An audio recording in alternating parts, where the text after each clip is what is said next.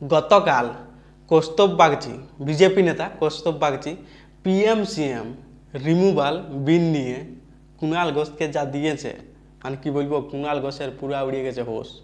তৃণমূলের একটা নেতা কুণাল ঘোষ এবিপি আনন্দ সভায় ডাকা হয়েছিল, বিরোধীকে ডাকা হয়েছিল, মানে বিজেপির লোকেদেরকেও ডাকা হয়েছিল, তৃণমূলের কিছু লিডার লোকেদেরকেও ডাকা হয়েছিল, যারা কুণাল ঘোষ ছিল, কৌস্তব বাগচি ছিল। আর কিছু বক্তব্য এই কৌস্তব বাগচি কুণাল ঘোষকে নিয়ে দিয়েছিল, যেটা ফেসবুক মানে সোশ্যাল মিডিয়ায় পুরা বলে চলে ভাইরাল হয়ে গেছে। যা দিয়েছে একদম কুণাল ঘোষের পুরা উড়ে গেছে হোশ। ভিডিওটা আপনাদের রিকোয়েস্ট করব কি আপনারা পুরাটা শুনুন। যে 1 মিনিট 50 সেকেন্ডের ভিডিওটা আপনারা দেখেছেন, যেটা এখন সোশ্যাল মিডিয়ায় কৌস্তব বাগচির পুরা ভাইরাল, কিন্তু কৌস্তব বাগচি যে পিএমসিএম রিমুভাল বিল নিয়ে বক্তব্যটা দিয়েছে এবিপি আনন্দ সভায়, আপনাদের রিকোয়েস্ট করব সেই ভিডিওটা আপনারা পুরা দেখুন আর শুনুন। আপনাদের সামনে আমি ভিডিওটা প্লে করছি, দেখুন আপনারা। কুণালদা, মাথায় পাগড়ি পরলে কৌস্তব বাগচি হওয়া যায় না, অত সহজ না। আর আমি আবার গাল ভর্তি নারী রেখে প্রেজেন্টমেন্ট চাপড়ালেও কুণাল ঘোষ হতে পারবো না, তফাৎ আছে। যাই হোক, হ্যাঁ সেটাই বললাম। আমি জানি কুণালদা এটা করবে, কুণালদা খুব এথিক সম্পন্ন একজন মানুষ। তা কুণালদা এতক্ষণ অনেক মোরালিটি নিয়ে কথা বললো। কুণালদার গ্রেপ্তারির আগে বলুন আমাকে অ্যারেস্ট করুন, এটা বলার আগে যদি একটা রেজিগনেশন লেটার লিখে রাজ্যসভার চেয়ারম্যানকে পাঠিয়ে দিতেন, আমি মোরালিটির গ্রাউন্ডে পদত্যাগ করছি, তাহলেই বড় বড় লেকচারবাজিগুলো লোকে শুনতে ভালো লাগতো। তখন মুখ্যমন্ত্রীকে অ্যারেস্ট করুন দরকার ছিল না। না, আমি একটা সিরিয়াস পলিটিশিয়ান হয়ে কান্নাকাটি করবো মুখ্যমন্ত্রী অ্যারেস্ট করুন, মুখ্যমন্ত্রীর পুলিশ ধরে নিয়ে যাচ্ছে। আজ অব্দি অন রেকর্ড একটা চিঠি নেই, একটা রিটেন অ্যাপোলজি নেই, যেখানে উনি মুখ্যমন্ত্রীর কাছে ক্ষমা চেয়ে বলছেন যে মুখ্যমন্ত্রীর কাছে আমি ভুল করেছি, মুখ্যমন্ত্রীকে আমি চোর বলেছিলাম। যাই হোক, তাকেই ডিফেন্ড করছে। এখন এই সমস্ত মানুষজনের থেকে যদি মোরালিটির কথা শুনতে হয়, শহীদ মিনারের মাথা থেকে লাফ মেরে আত্মহত্যা করে মরে যাওয়া ভালো। মুখ্যমন্ত্রীকে চোর বললেন কেন কুণালদা? যাই হোক, এবারে বলি, আমি জানি বলতে দেবে না, এটা সবার বলছে। কুণালদা, মার্টিন লুথার কিং জুনিয়র নাম শুনেছেন?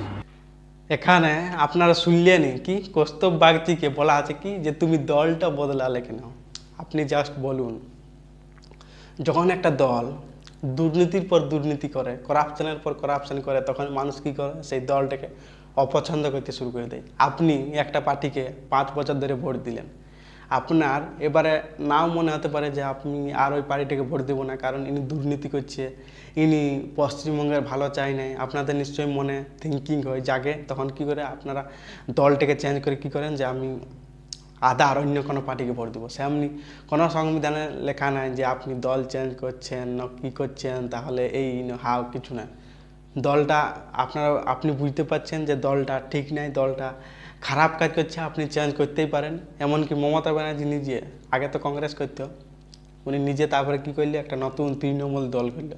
পশ্চিমবঙ্গের মানুষ কী করেছিল, একটা আশার আলো দেখেছিল যে একটা নতুন দল। কংগ্রেস তো আপনারা জানেনই, সেন্ট্রালে ছিল অতদিন, 50 না 60 বছর ধরে সেন্ট্রালে রাজত্ব করছে, কবু এই পশ্চিমবঙ্গের ভালো চাই নাই, পশ্চিমবঙ্গের উন্নতি চাই নাই, পশ্চিমবঙ্গের দিকে মানে কি বলবো তাকায় দেখে নাই পশ্চিমবঙ্গের উন্নতির জন্য। সেই জন্য পশ্চিমবঙ্গের মানুষ কোথাও না কোথাও কি এই কংগ্রেস দলটাকে বহিষ্কার করেছিল। তারপরে এটা মমতা ব্যানার্জিও বুঝতে পারছিল, এই জন্য উনি কী করেছিল, একটা নতুন দল তৃণমূল গঠন করলো। পশ্চিমবঙ্গের মানুষ তাকে ভালোবাসল, তাকে ক্ষমতায় নিয়ে আইলো, কিন্তু পরিণতি আপনারা দেখতেই পাচ্ছেন। তাই কৌস্তব বাগচি দল বদল করেছে, কুণাল ঘোষ বলছে এটা ওনার থিঙ্কিং, উনি বুঝেছে যে ওই দলটা ঠিক কাজ করে নাই, উনি দল চেঞ্জ করেছেন। আগে তারপর শুনুন কৌস্তব বাগচির পিএমসিএম রিমুভাল বিল নিয়েও কী বলেছেন, সবটাই আপনাদের শোনা দরকার, শুনুন আপনারা। Martin Luther King the junior উনি বলছেন, একটা খুব সুন্দর কথা উনি বলেছিলেন, morality cannot be legislated, morality cannot be legislated, but behaviour can be regulated. Morality cannot be legislated, but behavior can be regulated. Judicial decrees may not change the heart, but restrain the heartless. আজকে একটা আইন ভারতবর্ষের পার্লামেন্টে টেবিলড হয়েছে, এমন না যে আইনটা এক্ষুনি বলা মাত্রই প্রণয়ন হয়ে গেল। মোদী সরকার চাইলেন, এনডিএ সরকার চাইলেন, নরেন্দ্র মোদী চাইলেন, এক্ষুনি সেটা আইনটা বলবৎ হয়ে গেল। পার্লামেন্টে টেবিলড হলো, জেপিসিতে গেল, সেই একটা শিয়াল হুক্কা হুয়া করে চিৎকার করলে সব শিয়ালের একসাথে হুক্কা হুয়া শুরু হয়ে গেল। আমি বলছি এটার মধ্যে অন্যায়টা কোথায় আছে? এই যে এই আইনটার যে একটা প্রত্যেকটা আইনের তো একটা স্টেটমেন্ট অফ অবজেকশন রিজনস থাকে, কুণাল দা রাজ্যসভার সাংসদ ছিল, বলতে পারবে একজন লেজিসলেটর, যদিও 6 বছরের মধ্যে 3 বছর জেলে ছিল। যাই হোক, শুনলেন কুণাল ঘোষকে কি বলা হলো, মানে ট্রোলের পর ট্রোল। কি করে নাই আপনার বলুন কুণাল ঘোষের উড়বে খোঁজ। 6 বছরে 3 বছর জেলে, জাস্ট ভাবুন। কিন্তু তাও কি যে জেলে থাকেও বলে আমি ক্ষমতায় থাকতে চাই, এইটা কি কবু অ্যাটলিস্ট নরেন্দ্র মোদী এটা কবু হতে দিবে নাই। আপনি জেলে থাকবেন, জেলে থেকে রাজ্য চালাবেন, এটা তো অসম্ভব ব্যাপার। 6 বছরে 3 বছর জেলে কুণাল ঘোষ। শুনুন তারপর পুরোটা। স্টেটমেন্ট অফ অবজেক্ট অ্যান্ড রিজনসে স্পষ্টত বলা আছে, the elected representatives represent hopes and aspirations of the people of India. It is expected that they rise above political interest and act only in public interest and welfare of the people. এটা তো statement of object and reasons. কেন এই আইনটাকে আনা হচ্ছে? Number 2, it is expected that the character and conduct of ministers holding the office should be beyond any ray of suspicion. Number 3, a minister who is facing allegation of serious criminal offences, arrested and detained in custody, may thwart or hinder the canons of constitutional morality and principles of good governance and eventually diminish the constitutional trust reposed by people in him. There is, however, no provision under the constitution for removal of a minister who is arrested and detained in custody on account of serious criminal charges. তারপরে বলা হয়েছে কোন কোন কিছু জিনিসের অ্যামেন্ডমেন্টের প্রয়োজন। মন্ত্রীরা তো অনেকে পদত্যাগ করেছেন। লালকৃষ্ণ আদবানির এগেনস্টে হাওয়ালা কেলেঙ্কারিকে কেন্দ্র করে একটা অভিযোগ মাত্র উঠেছিল, তিনি সাংসদ পদ থেকে ইস্তফা দিয়ে দিয়েছিলেন। ঘরে বসে কাঁদতে কাঁদতে বলে পুলিশকে বলে অ্যারেস্ট করতে, না, পদত্যাগ করে দিয়েছিলেন। সোজা গিয়ে যখন আমি পরিষ্কার হব, আমি তখন আমার that's a simple question of morality. Morality যেটা আজকের দিনে রাজনীতিতে পশ্চিমবঙ্গে তথা সারা ভারতবর্ষে, আমি কাউকে ছোট বড় কাউকে বলছি, মোরালিটির বড়ই অভাব। This a question of morality. কালকে অমিত শাহজিকে প্রশ্ন করা হচ্ছিল, যখন এই ফেক এনকাউন্টার কেসে অমিত শাহজি অ্যারেস্ট হওয়ার আগে মন্ত্রিত্ব থেকে পদত্যাগ করে দিয়েছে, এবং এটাই তো স্বাভাবিক, এটাই তো হওয়া উচিত। কিছু আছে নির্লজ্জ বেহায়া, তারা করে না, বা এমনও কিছু আছে যে সমস্ত অ্যাপ্রিহেনশন আছে, অ্যারেস্ট হবো হয়ে গেলে মুখ্যমন্ত্রিত্ব চলে যাবে, তাদের অসুবিধা আছে, তারা করবে না। তাদের হয়ে কিছু লোক এখন থেকে এমন চিৎকার চেল্লামিল্লি করছে এটা বোঝানোর জন্য, দেখো আমি তোমার জন্য চিৎকার করছি, জেলে গেলে আমাকে পদ্মা দিয়ে যাও, লাভ নেই, চোর বলে বসে আছেন, কিচ্ছু দেবে না। আমার যেটা বলার বক্তব্য সেটা হচ্ছে, ছোটবেলায় পাশের বাড়ি থেকে একটা এঁচড় চুরি করেছিলাম, ওই গাছ থেকে কাঁঠাল খেতে খুব ভালোবাসতাম, ওটাকে কাঁঠাল ভেঙে এঁচড়টা চুরি করেছিলাম। এখনো অব্দি এই বাড়ির লোকগুলোর মুখের দিকে তাকাতে লজ্জা লাগে। আর কিছু লোক দেখুন কিরকম জেল টেল খেটে এসে ইডিকে টাকা ফাঁকা ফেরত দিয়ে তারপরে কিরকম বুক ফুলিয়ে কথা বলে। This a question of morality. এই মোরালিটির জায়গাটা আজকের দিনে খুব ইম্পর্টেন্ট, আমরা এই মোরালিটির জায়গাটাই ভুলে যাচ্ছি। এই আইনটা তো সেই জায়গাটা, কে বলেছে গ্রেপ্তার হলো 30 দিনের বেশি থাকলো মন্ত্রিত্ব চলে গেল, কি হলো? এই আইনই তো বলছে, এই কনস্টিটিউশনাল অ্যামেন্ডমেন্টই তো বলছে যে আবার তুমি যেই মুহূর্তে বেল থেকে, তুমি যেই মুহূর্তে কোর্ট তোমাকে বেল দেবে, তুমি আবার মন্ত্রী হয়ে যাও, আবার মুখ্যমন্ত্রী হয়ে যাও, যা খুশি হয়ে যাও। এইটা কিন্তু কৌস্তব বাগচি পারফেক্ট বলেছে। আপনি জেলে যাবেন, 30 দিন জেলে থাকবেন, আপনাকে অটোমেটিক কিন্তু এই পিএম সিএম যে রিমুভার বিলটা, আপনাকে অটোমেটিক পদ ছাড়তে হবে। কিন্তু যখন আপনি জেল থেকে আবার বেরিয়ে আসবেন, তখন আপনি ঘুরিয়ে পদে আসতে পারেন, আপনার তো ক্ষমতা থাকছে। কিন্তু যদি আপনি বলেন যে আমি জেলে থাকবো, জেলে থাকা অবস্থায় রাজ্য চালাবো, এটা তো অসম্ভব। করবেন দুর্নীতি, আর যখন যাবেন জেলে তখন বলবেন আমি জেলে থেকেও রাজ্য চালাবো, এটা কিন্তু অসম্ভব। এটার জন্যেই নরেন্দ্র মোদী নিজের বিরুদ্ধে বিল এনেছে। যদি আমার বিরুদ্ধেও কেস হয়, আমি যদি দুর্নীতি করি, আমি জেলে যাই, আমি কিন্তু পদ থেকে ইস্তফা দিব। তারপরে ঘুরিয়ে যখন জেল থেকে রিমুভ হবো, ছাড়া পাবো, তখন ঘুরিয়ে আমি আমার নিজের পদে আসবো। কিন্তু কেজরিওয়াল, যেমন দিল্লির কেজরিওয়াল কী করেছিল, উনি জেলে গেলেন, কি আমি জেলে যাই, মুখ্যমন্ত্রী থাকবো, পদ চালাবো, এটা উনি করেছিলেন। কিন্তু এইটা কোথাও না কোথাও চাইছে এই নরেন্দ্র মোদী হতে দেবেন নাই। পুরাটা আরও কৌস্তব বাগচির ভিডিওটা পুরাটা আপনারা শুনুন। তোমার যদি দলের সেই সংখ্যাগরিষ্ঠতা থাকে, কোনো বাধা নেই। আমরা অতীতে তো বহু মুখ্যমন্ত্রীকে দেখেছি, তখন তো ভারতবর্ষে এই আইনটা ছিল না, এই কনস্টিটিউশনাল অ্যামেন্ডমেন্টটা ছিল না। বহু মুখ্যমন্ত্রী জেলে যাওয়ার আগে অন্য কাউকে বসিয়ে দিয়ে চলে গেছে, আবার জেল থেকে ফিরে এসছে, আবার হয়ে গেছে। তবে একটা সমস্যা, যখন কেউ বলে যে চেয়ার ছাড়বো না, এই সমস্যাটাও দেখা দিয়েছে। It's all about morality. কিছু হলে ভারতীয় জনতা পার্টির দোষ, ভারতীয় জনতা পার্টির দোষ, ভারতীয় জনতা পার্টির দোষ বলে তো চিৎকার করে লাভ নেই। 39th কনস্টিটিউশনাল অ্যামেন্ডমেন্ট হয়েছিল ইন্দিরা গান্ধীর সেই সময়, রাজনারায়ণ ভার্সেস ইন্দিরা গান্ধী, যে মামলা হয়েছিল এলাহাবাদ হাইকোর্টের জাজমেন্টটার কারণে, ইন্দিরা গান্ধীর করাপ্ট প্র্যাকটিসে ইন্দিরা গান্ধীর সেই সময় পদ চলে যেত। Indira Gandhi came up with a constitutional amendment এটা বলে যে ডিসকোয়ালিফিকেশন অফ প্রাইম মিনিস্টার বা হচ্ছে কি এটা that cannot come under the purview of judicial review, এবং সেটা নিয়ে একটা কনস্টিটিউশনাল অ্যামেন্ডমেন্ট হল, সেখানে article 329A of the constitution সেটা ইনসার্টেড হল। সাবসিকুয়েন্ট দেয়ার টু 44তম সংবিধান সংশোধনীতে সেটাকে আবার রিপিল্ড করা হল। আরে ভাই, ভারতীয় জনতা পার্টি সারা জীবন ক্ষমতায় থাকবে না, এনডিএ সারা জীবন ক্ষমতায় থাকবে না, কিন্তু ভারতবর্ষের মানুষ মনে রাখবে এমন একজন প্রধানমন্ত্রী ছিল, বাপকা বেটা ছিল, যে প্রধানমন্ত্রীকেও এই তদন্তের আওতায় নিয়ে এসেছে, এবং প্রধানমন্ত্রী যদি গ্রেপ্তার হয় তারও পথ চলে যাবে। এটা বলার যদি হিম্মত কারো থেকে থাকে সেটা একমাত্র ভারতবর্ষের এই বর্তমান প্রধানমন্ত্রী নরেন্দ্র মোদী আছে, কারোর নেই। অতীতে তো অনেক প্রধানমন্ত্রী এসে কেউ করেছে নাকি এই জিনিস? কারোর বলার হিম্মত ছিল? একটা মানুষ যিনি স্পষ্টত বিশেষ করে আমাদের বাংলার মাটিতে দাঁড়িয়ে পর্যন্ত বলে গেছে যে একটা সরকারি চাকুরিজীবী তার যদি 48 ঘন্টা যদি কাস্টাডি হয়ে যায় তার চাকরি চলে যাবে, সে ডিম সাসপেনশনে চলে যাবে। Why not a prime minister, why not a chief minister, why not the other ministers? কেন নয়?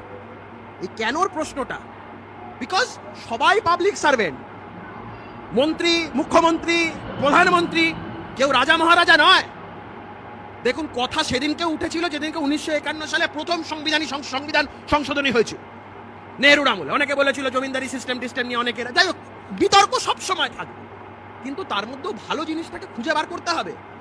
সাধারণ মানুষের কাছে জিজ্ঞাসা করুন, রেফারেন্ডাম নিন, সাধারণ মানুষের কাছে গিয়ে প্রশ্ন করুন যে কিছু রাজনৈতিক দল চিৎকার করছে 30 দিন বেল টেল না পেলে মন্ত্রিত্ব চলে গেলে এটা নাকি বিশাল বড় আকাশ ভেঙে পড়ছে। সাধারণ মানুষ বলবে কাঁচকলা, যা করেছে বেশ করেছে, যা করেছে ঠিক করেছে। দেখুন, জজেরা কেউ বোকা নয়।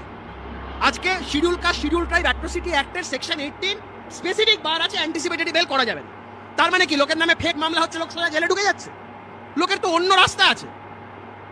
আর উকিলের চেম্বারে বাইরে একটা খুব সুন্দর সাইনবোর্ড ছিল একটা সময়, সুমন দা, এটা খুব মজার জিনিস জানো তো? বলছে where there is a will there is a way, where there is a will there is a way, where there is a way there is a law, where there is a law there are some loopholes, and for that I am there. মানে এটা হচ্ছে, উকিলরা তো আছে রে ভাই, ল অফিসার্সরা আছে, court অফিসার্সরা আছে, Jazeera আছে, তাদের উপরে ভরসা রাখতে হবে। অ্যান্টিসিপেটরি বেল বার্ড হয়েছে মানে একটা মানুষ গিয়ে রিভিশনাল কোর্টে গিয়ে সেটাকে তার প্রপার্টি চ্যালেঞ্জ করছে না, এটা হচ্ছে না, তার উপরেও স্টে পাচ্ছে লোকে। 30 দিন সময় আছে। কোর্ট বোকা নয়। যদি কারোর এগেইনস্টে কোনো চার্জেস না থাকে, prima facie, if there is no offence made out, court একটা লোককে এমনি এমনি জেলের ভেতর রাখবে না। Section 37 of the NDPS act puts a bar, যেখানে আগে এটা নিয়ে বহু হতো, কমার্শিয়াল কোয়ান্টিটিতে যদি কোনো নার্কোটিক কন্ট্রাব্যান্ড পাওয়া যেত তাহলে সেই ক্ষেত্রে লোকের বেল হতো না, কমার্শিয়াল যদি কোয়ান্টিটি নেওয়া হতো। তাতে কি হয়েছে? পরবর্তীকালে law is moulded in that part. Supreme Court আজকে সেকশন 37 কে ওভাররাইড করে তার মতন করে জাজমেন্ট দিচ্ছে। So there is no question to worry about. এটা কাউকে চিন্তা করার কোনো বিষয় নেই। কোর্ট আছে, জজেরা আছে, তারা extremely wise to determine this. যাই হোক, আমি একটা কথাই শুধু বলবো যে রেফারেন্ডাম এই বিষয়ে পার্লামেন্টারি জয়েন্ট পার্লামেন্টারি কমিটি বা পার্লামেন্টের 2/3 মেজরিটি তার থেকেও ইম্পর্টেন্ট। যদি আজকের দিনে দাঁড়িয়ে গণভোট হয় সারা ভারতবর্ষ জুড়ে, যদি একটা রেফারেন্ডামের প্রশ্ন হয়, আমি মনে করি আজকের দিনের যা অবস্থা বা ভারতবর্ষের মানুষের যা চাহিদা, হই হই করে এই সংবিধান সংশোধনী পাস হবে, কেউ রুখতে পারবে না। দু একজন কান্নাকাটি করবে, তাতে কি এসে গেল? আর এই আজকের বিতর্কটার দুটো পার্ট আছে। আর একটা পার্ট হচ্ছে এটা গেল একটা সংবিধান সংশোধনী নিয়ে, দ্বিতীয় পার্টটা এইখানে আমাদের আজকের যে আলোচনা, তাতে করে হচ্ছে কালকে ওই দেখা গেল একজন এই ছাদফাত থেকে লাভ পাপ মেরে দিয়েছে, পাকের মধ্যে পড়ে জামা কাপড়ে পাক টাক লেগে গেছে, ওইসব নিয়ে একটা পার্ট আছে। সেটা বলছে এজেন্সির পাশে যখন বিধায়ক থেকে মন্ত্রী, বিল বিরোধী ঘাসফুল বলে পদ্মই ষড়যন্ত্র।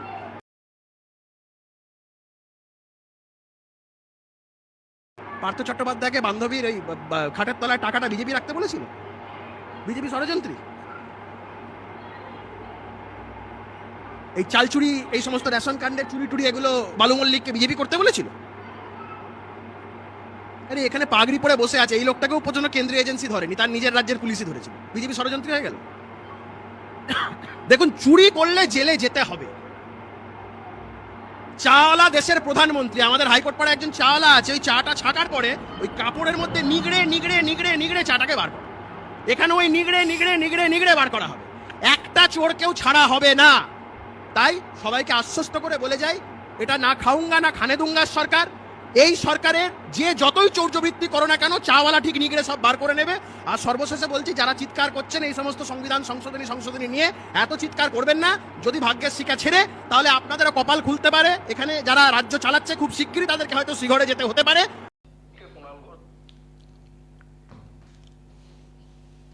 শুনলেন কি বলল দেশের চায়ওয়ালা প্রধানমন্ত্রী?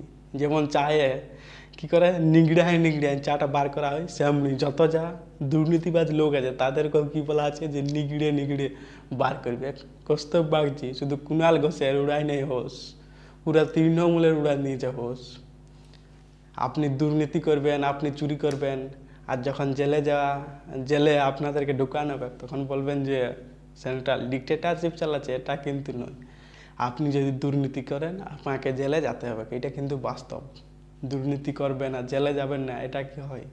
আপনি আমাদের ভারতবর্ষের টাকাটা, আমাদের পশ্চিমবঙ্গের টাকাটা লুটবেন, আর যখন সেন্ট্রাল সেইটাতে সিবিআইডি লাগিয়ে আপনাদের ধরবে তখন কি সেন্ট্রাল বলা হবে সিবিআইডি লেগেছে। আর একটা মানুষকে এটা ভাবতে হবে 30 দিন জেলে রাখা অতটা কিন্তু ইজি নাই, কোর্ট আছে। আপনারাও তো সেটাই প্রমাণ দেখাতে পারবেন। কিন্তু 30 দিন যখন জেলে থাকবেন আর বলবেন যে আমি রাজ্য চালাবো, আমি আমার পদে থাকবো, এটা কিন্তু হয়নি। এটা কিন্তু হয়নি, আপনাকে ইস্তফা দিতেই হবে। তারপরে আপনি ঘুরিয়ে জেল থেকে যখন ছাড়া পেয়ে যাবেন, আপনি আপনার যখন সাজা পেয়ে যাবেন তখন আপনি ঘুরিয়ে পদে আসুন। যদি আপনার পার্টির সংখ্যাগরিষ্ঠটা আপনি পান, আপনি ঘুরে পদে আসুন, এটা কিন্তু সঠিক বাস্তবিক। আর আমি 30 দিনের বেশি জেলে থাকবো আর পদ ছাড়বো না, এটা কিন্তু হয়নি। আর একদম দেশের চায়ওয়ালা প্রধানমন্ত্রী, চা যেমন নিগড়ায় বার করা হয়, সেমনি দুর্নীতিবাজ লোকেদেরকেও বলা হয়েছে কি নিগড়ে বার করা হবে। একদম পারফেক্ট কথা বলেছে। বাস্তবেই এটাই কি আমাদের ভারতবর্ষের রাজনীতিতে কোথাও না কোথাও একটা স্বচ্ছ পরিষ্কার হবে। কৌস্তব বাগচি যে কথাগুলো বলেছে এই জন্যেই আজ সোশ্যাল মিডিয়ায় এত ওনার কথাগুলো ভাইরাল, কারণ সাধারণ মানুষরা ভিতরে নিচ্ছে, তার কথাগুলো ভিতরে নিচ্ছে। একদম পারফেক্ট কথা। বাকি ভিডিওটা এখানে এন্ড করছি। আপনাদের ভালো লাগে থাকলে লাইক করবেন, কমেন্ট করবেন, সাবস্ক্রাইবার করবেন, তাইলে কি বহুত মোটিভেশন পাবো, তাইলে কি লড়াইটা আপনাদের জন্য আরও জারি রাখতে পারবো। এখানে এন্ড করছি। জয় হিন্দ, জয় ভারত।